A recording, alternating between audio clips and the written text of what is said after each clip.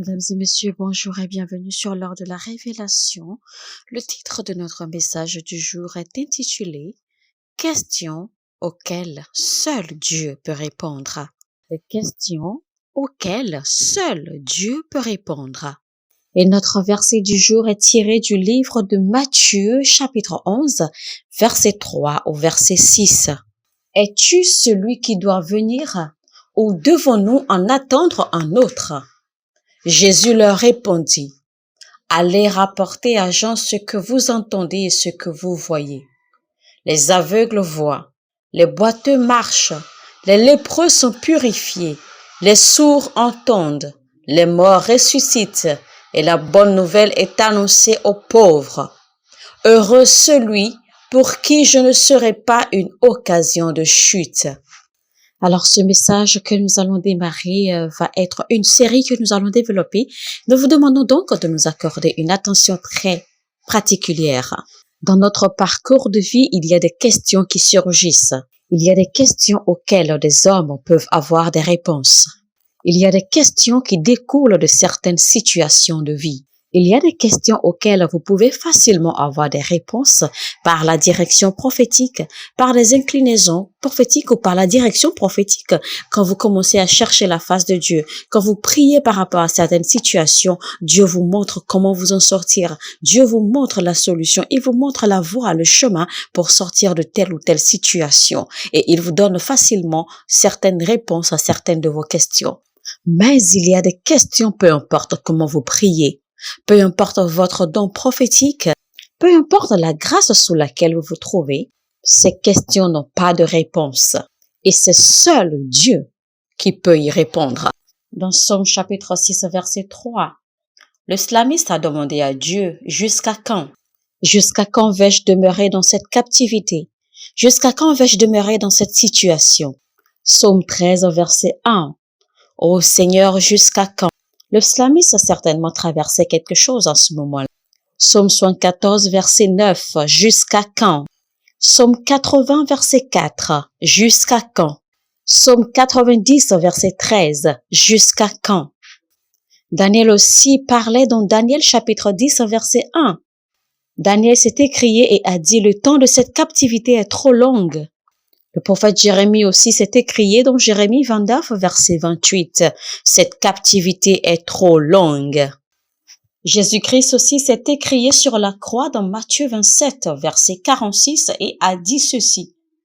Eli, Eli, lama sabachthani, c'est-à-dire, mon Dieu, pourquoi m'as-tu abandonné? Dans Marc 15, verset 34, il a répété la même chose. Mais Jésus-Christ était-il le seul dans ce genre de situation dans le temps? Mais non, car le roi David aussi a été dans ce genre de situation déjà dans le passé. David a une fois crié dans Psaume 22, verset 1, il a dit, mon Dieu, pourquoi m'as-tu abandonné? Ce message s'adresse aux personnes qui se posent certaines questions. Voici, je m'en vais vous parler de la mission de Jean-Baptiste dans le temps. Le Saint-Esprit de Dieu a été libéré de façon formelle sur la terre dans le livre de Actes, chapitre 2. Mais Jean-Baptiste est né avec le Saint-Esprit déjà en lui, car la Bible nous fait comprendre que Jean-Baptiste était déjà rempli du Saint-Esprit depuis les entrailles de sa mère. L'objectif de la venue de Jean-Baptiste, le but de sa venue, la mission de son existence était de venir sur cette terre pour préparer la voie à Jésus-Christ avant son arrivée. C'était cela la raison de la naissance de Jean-Baptiste. Et la vie de Jean-Baptiste était étrangement caractérisée par certains événements. C'était donc cela la mission de Jean-Baptiste et Jean-Baptiste avait tellement été renforcé, il avait tellement été fortifié par le Saint-Esprit dans sa mission que son message déplaçait le monde entier, son message déplaçait des personnalités de haute classe, son message déplaçait tout le monde quittait son domicile pour se rendre chez Jean-Baptiste dans le désert. Les gens se rendaient chez Jean-Baptiste des 4 coins du monde entier pour recevoir les conseils et les commandements et les instructions de Dieu. Mais voici quand Jean-Baptiste tirait vers la fin de sa mission, il a été arrêté et emprisonné. Les mêmes personnes pour lesquelles Jean-Baptiste a prêché, les mêmes personnes que Jean-Baptiste a baptisées, les mêmes personnes que Jean-Baptiste a conduit dans la vérité, dans la lumière de Christ, ces mêmes personnes ont comploté contre lui, ces mêmes personnes l'ont arrêté et emprisonné. Jean-Baptiste se retrouvait dans une telle situation et Jésus-Christ pour lequel il était arrivé pour préparer la voie était déjà venu. Jésus-Christ était présent, Jésus-Christ était au courant de la situation de Jean-Baptiste. Mais Jésus-Christ n'a rien dit. Jésus-Christ n'a rien fait. Il n'a pas levé le petit doigt pour aider, pour aller au secours de Jean-Baptiste. Et voilà que malheureusement Jean-Baptiste arriva à un point où son humanité, sa personne charnelle a pris le dessus sur sa personne spirituelle. C'est alors que Jean-Baptiste envoya des gens, des émissaires vers Jésus-Christ pour lui demander « Es-tu celui que nous attendions ? Ou ai-je commis une erreur ?» Plusieurs d'entre nous, plusieurs d'entre vous se posent beaucoup de questions que seul Dieu peut répondre. Beaucoup de questions surgissent dans nos vies, des situations, des circonstances que nous traversons. Et ces questions que nous nous posons, c'est seul Dieu qui peut y répondre. Imaginez un jeune homme ou une jeune fille passionné de l'œuvre de Dieu, rempli du Saint-Esprit, mais voici qu'il a ou qu'elle a un accident et meurt. Ça, c'est une question, c'est un énigme que l'on se pose la question, pourquoi cela est-il arrivé? Pourquoi Dieu a-t-il permis cela? C'est une question à laquelle seul Dieu peut répondre. J'ai appris que Jézabel avait tué beaucoup de prophètes de Dieu. C'est parce que Jézabel, en fait, avait tué plusieurs prophètes de Dieu que Abdias a caché 150 prophètes dans une cave. Pourtant, c'était des prophètes de Dieu, mais qu'une femme a réussi à tuer. Elle les a décapités tous. Et là, je me suis posé la question, où était Dieu quand Jézabel tuait les prophètes de Dieu, les vrais hommes de Dieu? Pourquoi Dieu a-t-il permis que Jézabel tue tous ses prophètes? C'est une question à laquelle seul Dieu peut répondre. Vous voyez un homme de Dieu qui prie, qui jeûne, qui cherche la face de Dieu. Mais la prochaine chose que vous entendez, c'est que les médecins lui ont diagnostiqué une maladie mortelle ou une maladie incurable. Et l'homme de Dieu te dira ceci. Mais je viens à peine de finir une longue saison, une longue série, une longue période de jeûne. Je viens de faire une longue période de prière. Je viens de quitter la montagne. Mais Seigneur, pourquoi? Pourquoi permets-tu cette maladie? C'est une question à laquelle seul Dieu peut répondre. Comment expliquer le fait que Abraham, ayant hébergé plusieurs personnes, ayant hébergé beaucoup de domestiques, beaucoup d'aide dans sa maison, toutes ces domestiques, en fait, tombaient enceintes, toutes ces domestiques étaient fécondes, toute la maison accouchait facilement, mais Abraham est resté 25 ans sans enfant. Sarah n'a jamais pu concevoir pendant 25 ans. Et cela a fait que Abraham a posé la question une fois à Dieu, mais tu m'as dit que ma femme enfanterait un fils. Tu m'as annoncé cette prophétie depuis 25 ans. Et mon épouse a 90 ans déjà. Qu'en est-il de la prophétie que tu m'as donnée? Qu'en est-il de la parole que tu m'as donnée, Seigneur? Comment se fait-il que tout le monde peut facilement enfanter autour de moi, mais moi je ne peux avoir un enfant? Mon épouse ne peut concevoir. Comment cela se fait-il, Seigneur? Et quand il posait toutes ces questions à Dieu, Dieu a gardé silence. Dieu n'a rien dit. Mesdames et messieurs, c'est une question à laquelle seul Dieu peut répondre.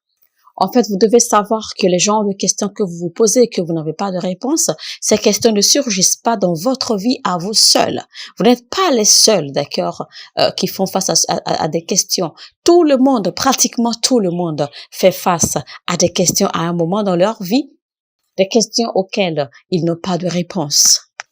La Bible dit dans 1 Pierre 5, verset 8, verset 9, « Soyez sobres, veillez, votre adversaire le diable rôde comme un lion rugissant, cherchant qui il dévorera. » Et voici qu'au verset 9, il dit, « Résistez-lui avec une foi ferme, sachant que les mêmes souffrances sont imposées à vos frères dans le monde. » C'est pour vous dire que vous n'êtes pas les seuls à vous poser certaines questions.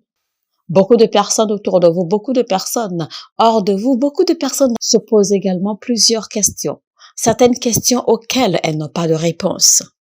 Vous savez, il y a beaucoup de personnes qui sortent, qui se retrouvent hors de la volonté de Dieu, qui se retrouvent hors du plan divin à cause de leurs circonstances, à cause des problèmes de la vie, à cause des situations, à cause des souffrances et des douleurs de la vie. Savez-vous qu'en dehors de Jérusalem, l'Irak est un pays divinement indiqué et proprement disposé selon les Écritures? Car le jardin d'Éden se trouvait en Irak. Abraham et Hur et toute la clique venaient d'Irak. Et Ninive se trouve également en Irak. Et le lieu d'où Ézéchiel également a prêché se trouve en Irak. Le pays où se trouvait Daniel quand il a été jeté dans la fosse aux lions est situé en Irak. Babylone la Grande aussi se trouve en Irak. Quand la Bible parle de Babylone la Grande, dans le livre d'Apocalypse, elle parle de l'Irak. Mais qu'est devenu l'Irak aujourd'hui? L'Irak est aujourd'hui l'ombre d'elle-même. En dehors de Jérusalem, le pays qui est le plus entouré, qui a le plus d'endroits, le plus de régions, selon les Écritures, le plus de régions selon le plan divin, dans le passage de l'Évangile, dans les Écritures de la Bible, c'est l'Irak. Mais voici que l'Irak aujourd'hui porte l'ombre du terrorisme, l'ombre de la guerre. Et curieusement, notre père Abraham vient de l'Irak. Mais aujourd'hui, il n'y a rien en Irak que l'on peut attacher à Abraham. Il n'y a rien qui ressemble à Abraham en Irak aujourd'hui. Il y a des questions auxquelles seul Dieu peut répondre. Jean-Baptiste a été en prison et il avait été indiqué qu'on devait lui couper la tête. On s'apprêtait à décapiter Jean-Baptiste. Et la personne, celui pour qui il était venu préparer la voie était déjà là, était déjà présent, mais n'a rien dit, n'a rien fait pour lui venir en aide, n'a rien fait pour le secourir. Mais pourquoi? Dans Jean chapitre 11, Lazare était malade et on allait vers Jésus-Christ pour l'informer que Lazare, son ami, était malade. Et Jésus-Christ n'était même pas inquiet. Plutôt, Jésus-Christ a attendu jusqu'à ce que Lazare meure. Il ne s'est pas empressé d'aller voir Lazare. Il ne s'est pas empressé d'aller le visiter.